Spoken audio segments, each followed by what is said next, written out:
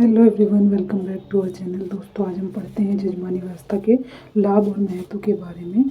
तो भारतीय जो ग्रामीण समाज है उसमें आज भी जजमानी व्यवस्था उतनी ही महत्वपूर्ण संस्था है जितनी कि पुराने समाज में होती थी।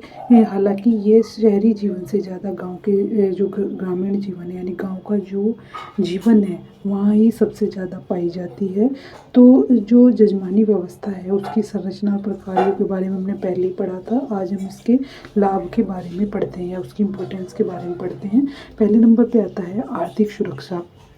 क्योंकि जो जजमानी व्यवस्था है उसमें सभी जातियाँ अपना पैतृक व्यवसाय ही करती थी, इसलिए उन्हें आजीविका की खोज के लिए इधर उधर भटकना नहीं पड़ता था। यानी कि जो जजमानी सिस्टम था उसमें हर व्यक्ति अपने जो पुराने पैतृक जो उनके पूर्वज करते आए हैं व्यवसाय वही करते थे, इसलिए उन्हें उनका जो काम था वो फिक्स होता था कि उन्हें किसके यहाँ कितना क्या काम करना है।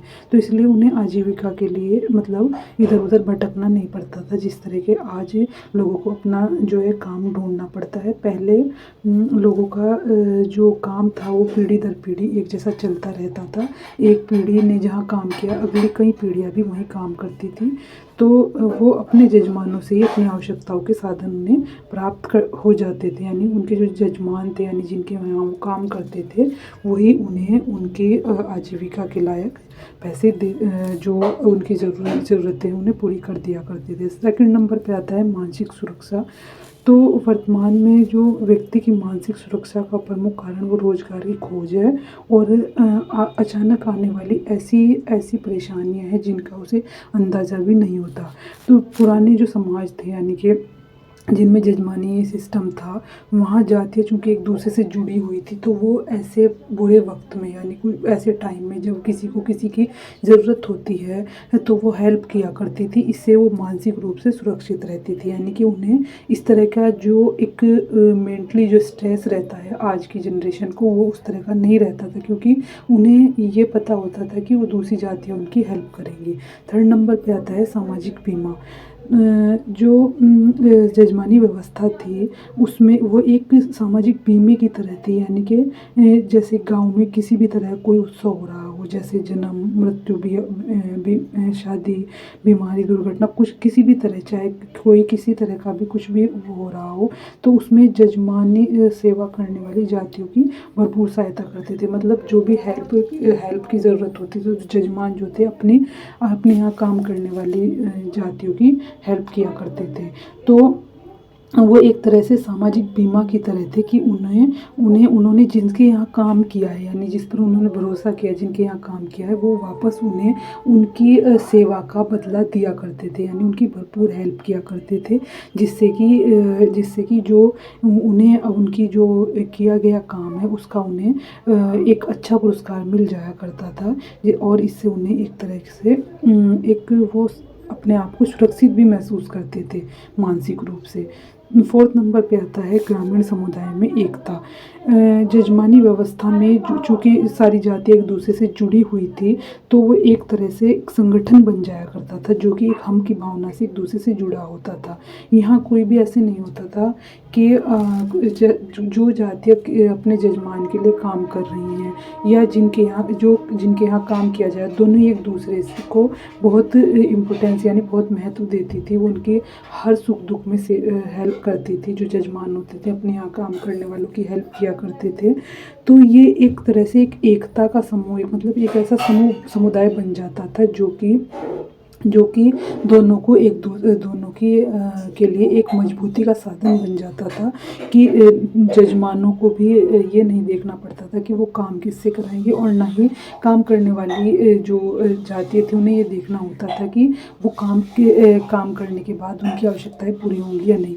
तो वो एक दूसरे से इस तरह जुड़ी हुई थी जहाँ जो जाति थी एक दूसरे से ऐसे जुड़ी हुई थी कि दोनों ही एक दूसरे के सुख दुख में मदद किया करते थे। फिफ्थ नंबर पे आता है सामाजिक नियंत्रण की स्थापना।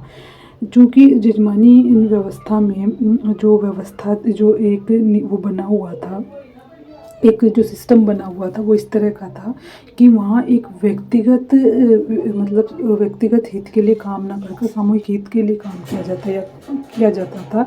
यानी कि ऐसा नहीं होता था कि किसी फैमिली में कोई एक इंसान अगर ऐसी बात कुछ चाह रहा है अपने हिसाब से तो वो उसके हिसाब से काम हो, बल्कि ये देखा जाता था कि अधिकतर यानी मेजोरिटी क्या चाहती है।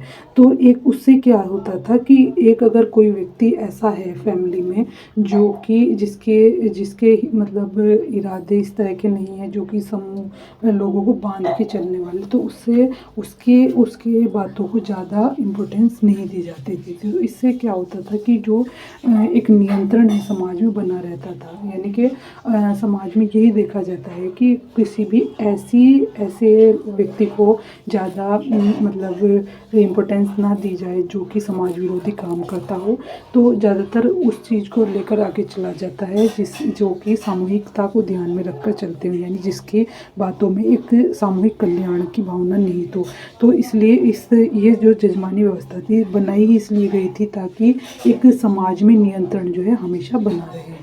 6 नंबर पे आता है राजनीतिक सुदृढ़ता में सहायक। जो जजमानी व्यवस्था थी वो उसका जो आधार था वो एक तरह से एक सिस्टम के तौर पर था। तो इसलिए जो जजमानी व्यवस्था ने जजमानी व्यवस्था के आधार पर बने हुए यानी संगठित हुए गाँव ने देश की शासन प्रणाली को प्रभावपूर्ण बनाने में अपना योगदान दिया, यानी उसे राजनीतिक चेतना उत्पन्न करने में योगदान दिया।